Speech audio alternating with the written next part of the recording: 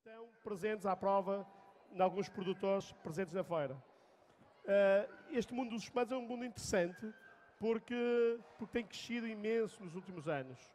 Eu diria que a venda dos espumantes anda à volta dos 20% todo o ano em termos de crescimento. E é uma bebida interessantíssima porque é possível colocar os espumantes em tudo o que é o momento gastronómico, desde manhã ao almoço, ao jantar, e portanto são momentos que nós podemos desfrutar com vinhos excepcionais. E a quantidade e qualidade em Portugal tem crescido subejamente. E agora vou, enfim, de uma forma muito prática, muito leve, sem grandes tecnologias técnicas, dar-vos a provar e falar um bocadinho dos espumantes que temos aqui. E eu vou passar aí para a frente do balcão, que é melhor.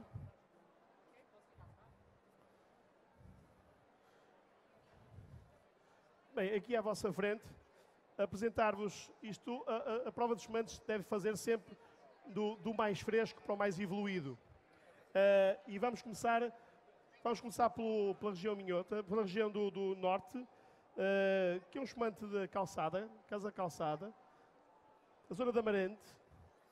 Este espumante tem, sobretudo, as castas tradicionais do vinho verde, do Loureiro, que é uma das castas mais importantes. Vão provar, é um espumante muito fresco, com uma acidez muito interessante e que permite a colocação, sobretudo para pratos de peixe, nomeadamente bacalhau, o bacalhau com broa, o bacalhau, por exemplo, o bacalhau à Braga, são dois pratos interessantíssimos para colocar este espumante, Casa da Calçada. Mas à medida que vamos avançando na prova, se calhar falamos um pouco daquilo que é este mundo dos espumantes. Geralmente as garrafas tradicionais são estas, agora todo o mundo do design, todo o mundo do vidro evoluiu imenso na concepção de novas garrafas mais largas, mais baixas, até algumas mais largas que não dão claramente para vender, para exportar, porque não cabem nas caixas normalizadas que existem à venda. Este espumante representa também uma casa muito importante, é um hotel, que é a Casa Calçada, que eu aconselho vivamente a visitarem. E a abertura, começava um bocadinho pela abertura do espumante. Muitas das pessoas que pegam nas garrafas de espumante têm enfim, a lógica é de retirar todo o invólucro. Não se deve fazer. E por uma razão muito simples, acho que devemos respeitar o produtor. Se o produtor deu uma estética à garrafa, se a colocou um rótulo, um contrarótulo e um invólucro, é para que depois na mesa se perceba uma linha de design, se perceba também uma tendência, uma marca. Alguém sabe, isto nesta lógica dos espumantes tem que ser interativo, não é? Aliás, quem já me ouviu falar de espumantes sabe que eu faço uma apresentação muito interativa. Sabem porque é que os produtores de espumante, como sabem, Champagne é a região mais antiga, digamos, a que lidera a nível mundial este líquido tão importante. Mas sabem porque é que o invólucro tem esta dimensão? Alguém sabe? Porque é que o invólucro tem esta dimensão? Não. É porque quando se faz o processo, digamos, tradicional, o método champenoise, é um processo que obriga a duas fermentações. O vinho é feito, a vinificação é feita como se faz qualquer vinho, é colocado em cubas de inox, depois depende de CVR para CVR, mas geralmente estão numa primeira fermentação em cuba de inox até 9 meses, de 6 a 9 meses. E depois, no método champenoise, no método champanhês, fazem uma segunda fermentação em garrafa e aí pode ser aquilo que o produtor quiser. Geralmente anda à volta dos 6 meses. Quem quer colocar produto rapidamente no mercado, coloca o produto depois de 3 meses de segunda fermentação em garrafa a 6 meses, alguns a 8 e depois alguns, na minha opinião, melhor, 12 meses, 24, 36 e por aí fora. E há marcas em Portugal que têm 10 anos em segunda fermentação, 12 anos em segunda fermentação. As garrafas não têm, como devem calcular, esta rolha, quando estão em segunda fermentação, tem uma carica. Eu hoje não trouxe nenhuma com carica. Tem uma carica e a carica permite que na segunda fermentação, portanto feita a primeira, a mololática, toda essa terminologia técnica que não interessa para aqui, acho que não é importante, depois de fazer a segunda fermentação, a garrafa é colocada nas pulpites, que são, digamos, bases em madeira onde as garrafas são introduzidas e são colocadas na horizontal, desta forma. E depois vão evoluindo à medida que o tempo passa. E quem é que faz isso? A mão humana, que vai até ao final, dependendo dos meses que o produtor quer em segunda fermentação, até ao final a garrafa vai descendo. E vai descendo porquê? Porque ela vai ganhar aqui algumas impurezas, aquilo que nós chamamos as impurezas. E, portanto, a certa altura, quando estiver na vertical, é feito, e à medida que ela vai sendo colocada na vertical, vai ser feito o remoage. A remoage é ao fim e ao cabo, e há pessoas só a fazer isso nas marcas de espumantes, que é voltar a garrafa 1/8 da garrafa. Para quê? Para que as leveduras não colem na garrafa. Né? É importante que elas não colem nas garrafas, para depois não ter este aspecto menos bom. Portanto, as leveduras elas vão, e estas impurezas vão rodando 1/8 nesta posição, ok? Até que o produtor decide fazer o dégorgement. O que é isto de dégorgement? Uma coisa também muito fácil. Como disse, o espumante tem uma carica, quando está em segunda fermentação, a carica é retirada e há uma explosão de um líquido, do líquido que está, um pequeno líquido com as... Antes disso, a garrafa é congelada, para percebermos melhor, a garrafa é colocada na vertical e é congelada, em processo, agora faz tudo praticamente em mecanização, é congelada até 1/3 da garrafa. E todas as impurezas que estão aqui estão congeladas. E quando se faz a remoagem, que é retirada da carica, todas estas impurezas saem, só que saem e perde líquido. E aí junta-se aquilo que chamamos o líquido o líquido de adição, é onde estão também os açúcares e se fazem, digamos, é que dá a doçura, a gramagem por litro aos espumantes. Agora vou fazer uma primeira abertura.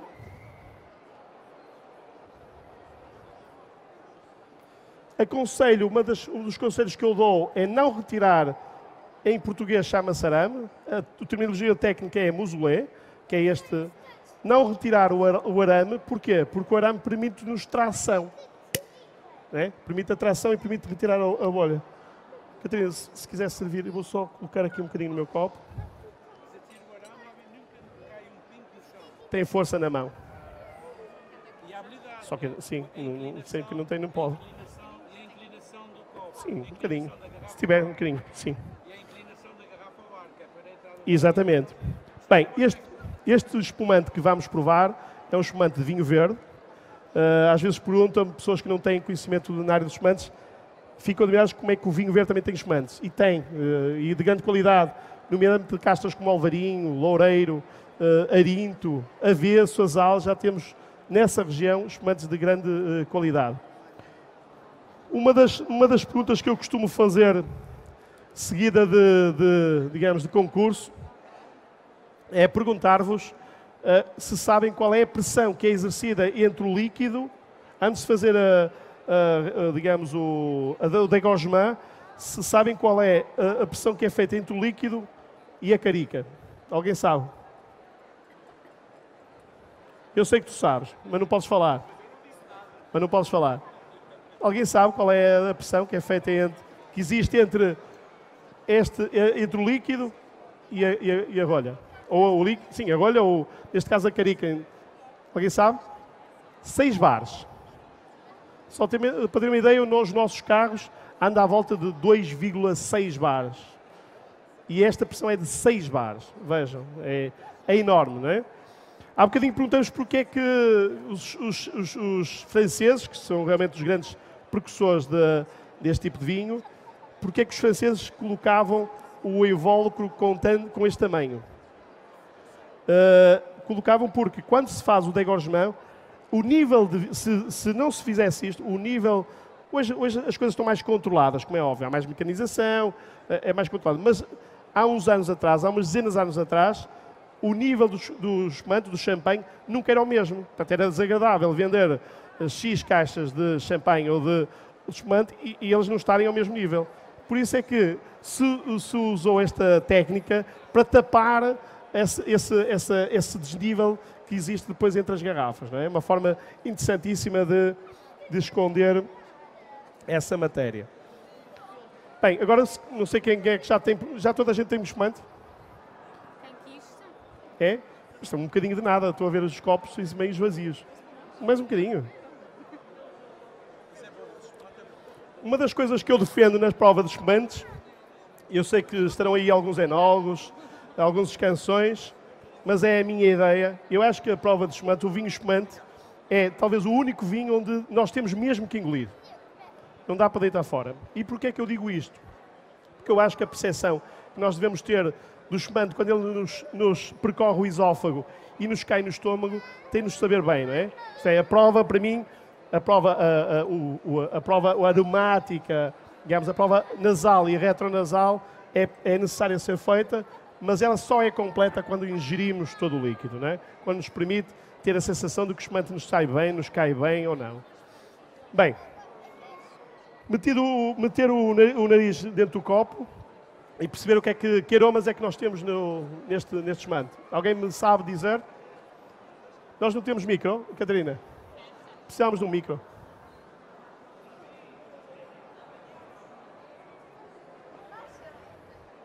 Por acaso este espumante está melhor? Sim.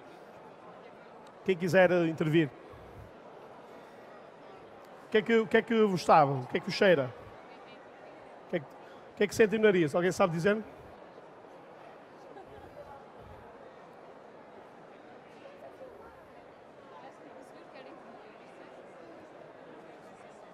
Bem, eu se calhar aventuro-me a dizer que temos um bocadinho de algum citrino, não é? Temos aqui algum citrino. Uma bolha redondinha, curta, né? Ela entra na boca, mas explode rapidamente.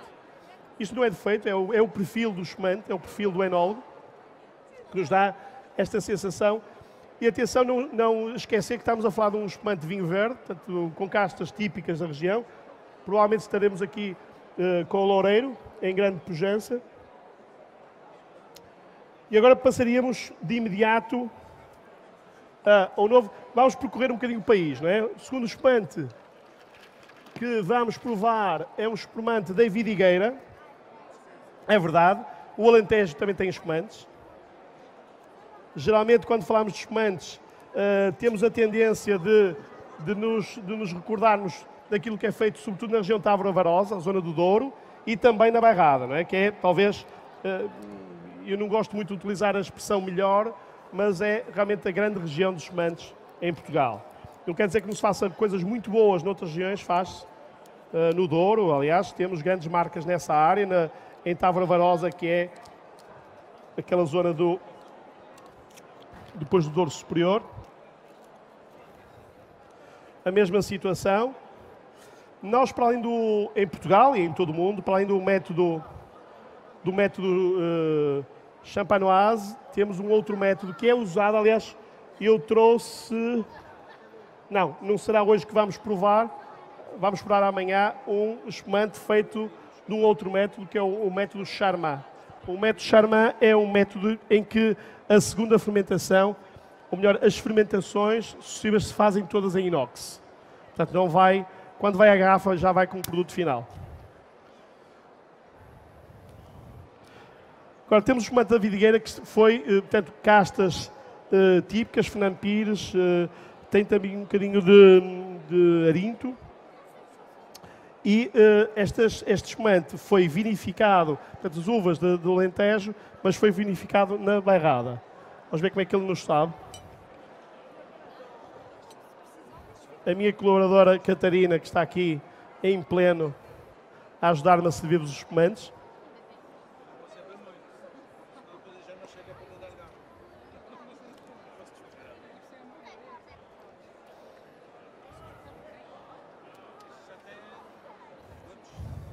E já temos aqui um bocadinho de caramelo, não é?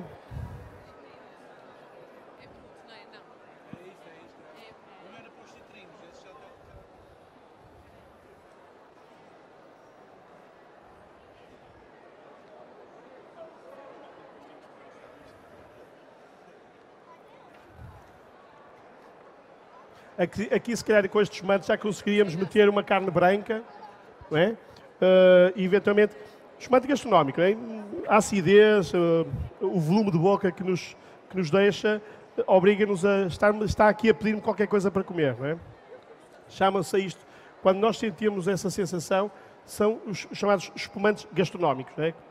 Que nos obrigam a pedir e ter alguma ansiedade por meter comida na boca. Adorava. E agora eu fiz, digamos, coloquei a vidigueira agora porque é importante que a prova seja feita dos espumantes mais frescos para os mais evoluídos. Agora vamos passar a um espumante muito interessante, que é conhecido mais pelos seus vinhos, que é o Cabeça de Burgo.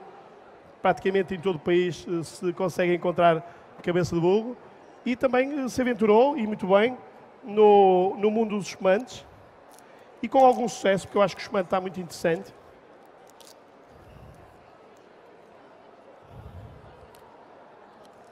Eu tento sempre fazer um corte mais ou menos equilibrado para que a garrafa fique bonita.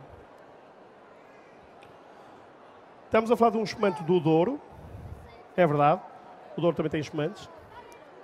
E depois perguntamos sempre às pessoas se quer com som ou sem som, não é?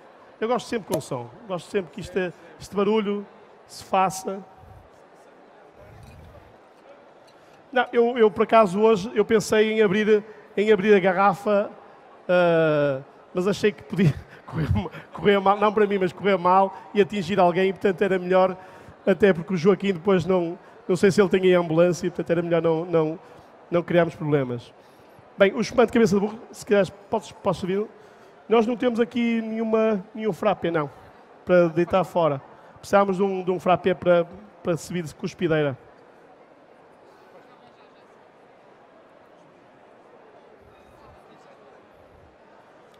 Um dos erros que se cometem às vezes, e dizer-vos isso, eu sei que todos nós, numa primeira fase, fazemos isso, mas o espumante é o único vinho que não é preciso mexer. Okay? O espumante nós não precisamos de rodar o líquido. Porquê?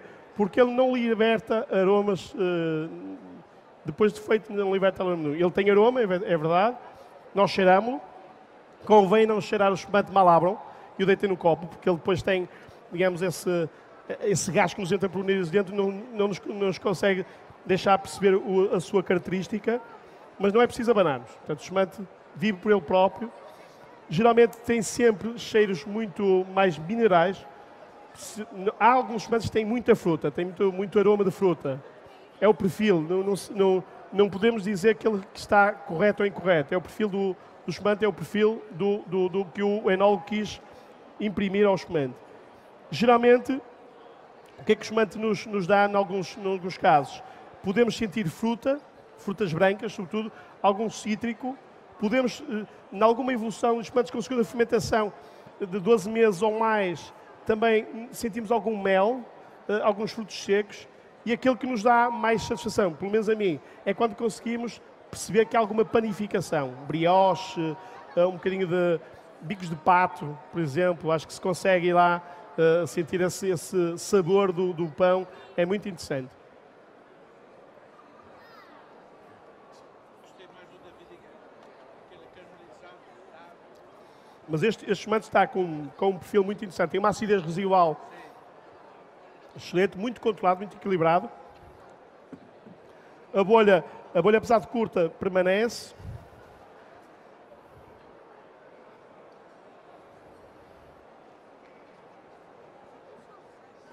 É muito agradável. Eu gosto imenso deste espumante. Bem, um bocadinho mais para o lado. Um bocadinho mais para o lado temos o espumante de Monte Cascas. O espumante da Távora Varosa, que é também uma grande região, uma região demarcada, onde a maior parte dos produtores, eu diria 90% dos produtores, fazem espumantes.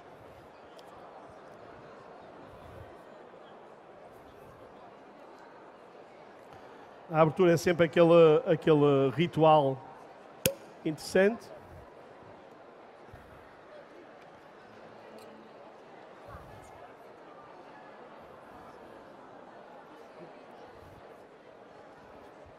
Portanto, região norte, Távora Varosa, a zona, digamos, à margem direita do rio.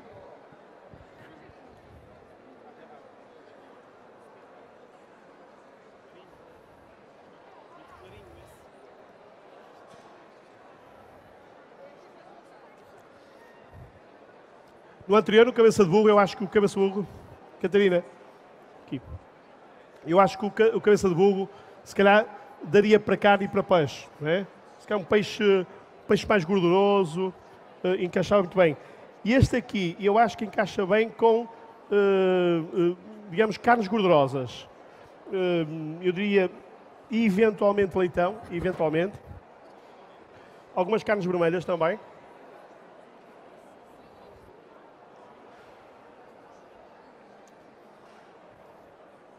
E eu acho que também temos que sair um bocadinho da caixa, não é? De eliminarmos aquela ideia que só se bebe vinhos brancos com peixes e só se bebe tintos com carnes. Acho que temos que rapidamente alterar isso. Nós temos é que beber aquilo que nos satisfaz, aquilo que nos dá prazer, não é?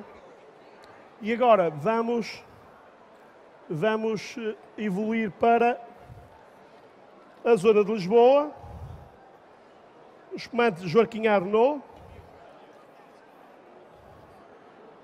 O Joaquim, já ontem tivemos aqui uma sessão de produtos Joaquim Arnaud.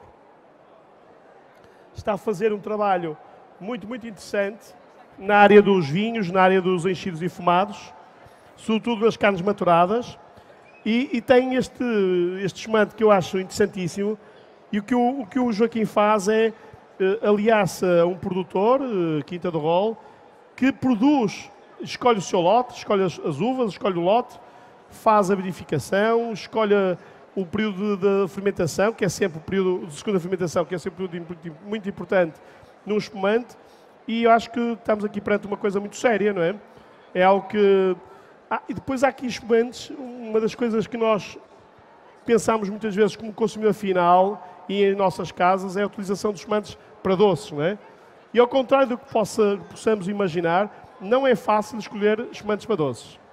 Nós temos a tendência de, só porque é espumante, ou só porque é champanhe, de que serve para todos os doces. E não serve. Não serve definitivamente.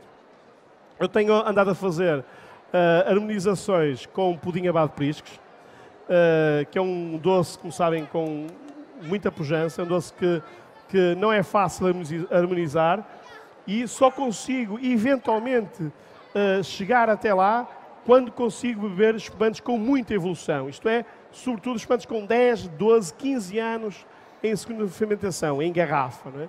Esse sim permite. Porquê? Porque nós conseguimos encontrar nessa segunda fermentação muito caramelo, muito fruto seco. E esse caramelo e fruto seco vai ao encontro daquilo que tem o pudim.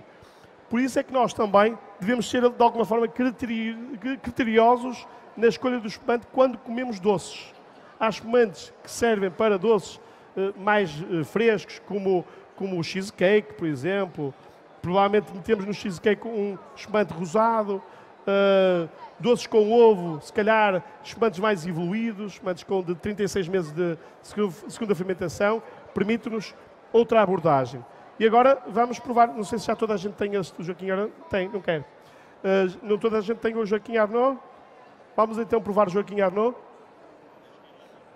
Aqui já se percebe no nariz aquilo que eu disse há pouco, desta evolução do próprio...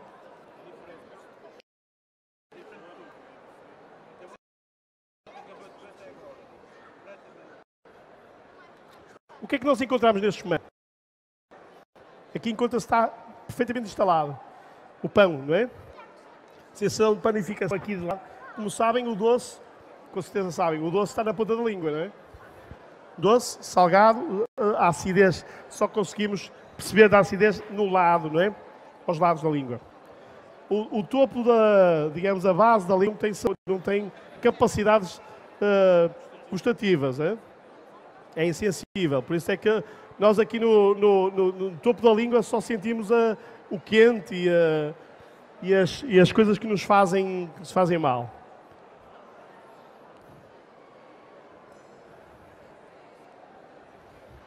Gosto muito deste espumante. E vamos terminar a nossa apresentação com um espumante Alentejo,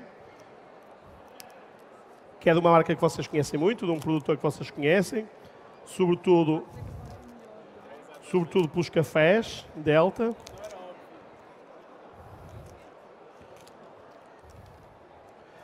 Que é a adega maior. Espumante alentejano. Nós, se quiséssemos ter uma visão de sensações... Olha que bom. Terminamos bem, terminamos em festa. Que é ótimo. Catarina. Não, terminamos em festa, excelente. Os alentejanos são espumantes, na minha opinião, um bocadinho mais quentes, pelo sol, pelo terroir que têm, as castas também. Dão-se espumantes muito quentes, né? Muito secos na boca. Nós hoje só por espumantes brutos, que eu acho que é o grande espumante, é o grande tipo de espumante, meio seco. Sinceramente, eu acho que não conseguimos perceber a qualidade final dos espumantes, mas estes brutos estão. Todos estes espumantes estão à prova na feira, nos produtores, todos os produtores estão aqui presentes. Eu acho que terminamos em grande, são espumantes todos eles diferentes, não sei se repararam esta evolução que tivemos desde o mais fresco ao mais evoluído.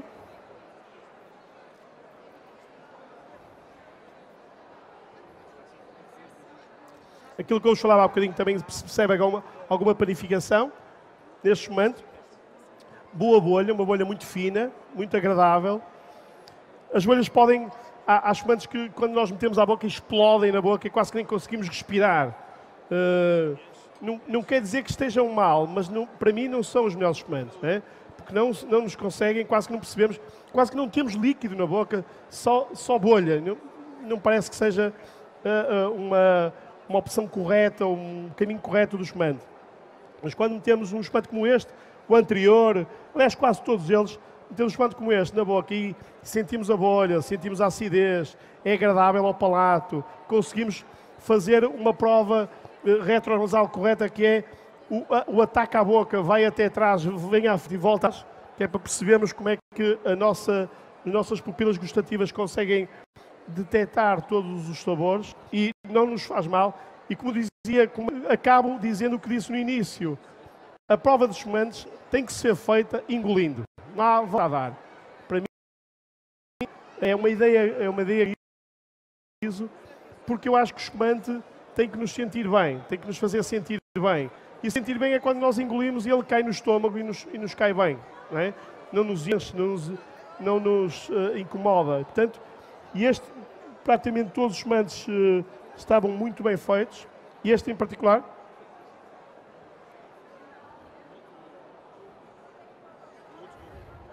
Muito bom. Eu colocaria aqui talvez uma carne grelhada, não tinha problema nenhum. Algumas carnes brancas. Alguma carne rosada, um bocadinho mais passada, encaixaria aqui muito bem. E este não é, claramente, aliás, deixem-me dizer-vos o seguinte, na minha opinião, não temos aqui nenhum espumante para doce. Dos que provamos, eventualmente o VDG, eventualmente estes dois. De resto, todos os outros são espumantes muito gastronómicos, que nos obrigam a ter comida, alguns peixes, algumas carnes. Perguntas difíceis. Vamos ver se há perguntas difíceis. Alguém tem alguma curiosidade a saber sobre os espumantes? Alguém quer colocar alguma questão? Sim. Sim. Não está ligado.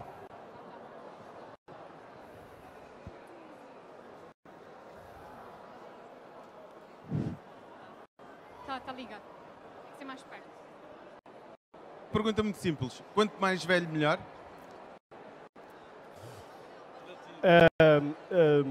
Eu tenho vontade de responder que sim. Acho que quanto maior é, ou maior número de meses está em fermentação, melhor o espumante. Melhor é a bolha, melhor a acidez, melhor... eu diria que se percebemos que o espumante tem alguma panificação, é uma das características, não é a única, é uma das características muito interessantes para espumantes de qualidade, não é?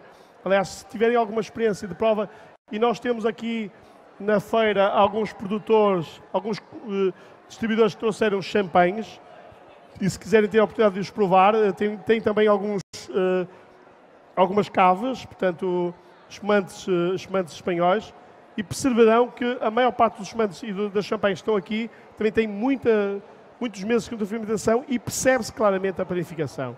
Eu acho que esse é o caminho. E o caminho que os espumantes portugueses têm que dar é aquele que eu disse no início, que é de nós podermos beber e não nos sentirmos fartados, quer dizer, ser desagradável. Acordarmos no dia seguinte e estarmos bem, não estarmos com problemas digamos, do dia anterior, de termos tido um jantar fortíssimo com espumantes.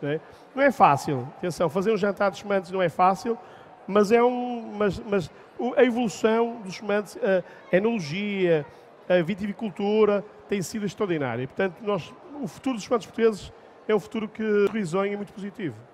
Eu diria que sim. Mais vezes melhor. Sim?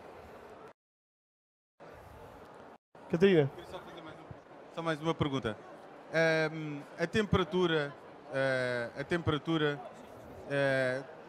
é certo e sabido que as bebidas muito frescas são as iguais, na minha opinião. Nomeadamente nos brancos, nos mantos. Tu tens algum conselho, alguma sugestão? Tenho. Quanto tempo é que devemos tirar a garrafa do frigorífico antes de servir? Podemos servir também bebidas à temperatura, independentemente, à exceção do vinho, se calhar da cerveja, que deve ser bebida algumas delas mais frescas. Sim. Mas o vinho, independentemente de ser branco ou tinto, prefiro, mas há algum conselho que é que sugeres? Eu acho que é uma pergunta pertinente a questão das temperaturas, até para a nossa casa. Nós temos que primeiro, e isto serve para os espumantes como serve para os vinhos tranquilos, brancos e tintos. Em Portugal, sobretudo no norte, criou-se a ideia, agora já está claramente a desaparecer, mas criou-se a ideia, por exemplo, de aquecer, e quando digo aquecer é literalmente aquecer os vinhos tintos. Aquilo que nós chamamos de chambrear. E isso é um ato completamente errado. Tecnicamente está errado. E porquê é que ele está errado? Está errado porque o enólogo e o viticultor, quando desenharam aquele vinho, não desenharam ter bebido a 20 graus. Se vocês analisarem a temperatura que têm em casa, geralmente a casa está a 18, 19, 20 graus. Se bebemos um vinho à temperatura, estamos a beber um vinho a 20 graus. Ora, o vinho a 20 graus é errado. Não faz sentido, não é? Portanto, o que é que eu aconselho sempre? Quer em casa, quer sobretudo na restauração. Nos espumantes, com certeza que se tivermos aqui atenções, alguns enólogos, é a experiência que me dizem anos da evolução dos espumantes. Independentemente de eles mais frescos, numa segunda fermentação muito curta, eu acho que o espumante deve vir ao cliente ou para nós a 6 graus. Ok? E depois, o que é que nós devemos deixar fazer? Que quem gosta de vinhos a 8 graus, os beba a 8 graus.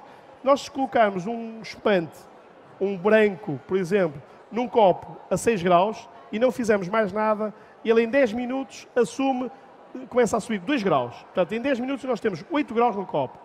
E assim sucessivamente. Portanto, ele deve ir, rebaixarmos um bocadinho mais a temperatura e deixar que a pessoa beba à temperatura que lhe mais apraz.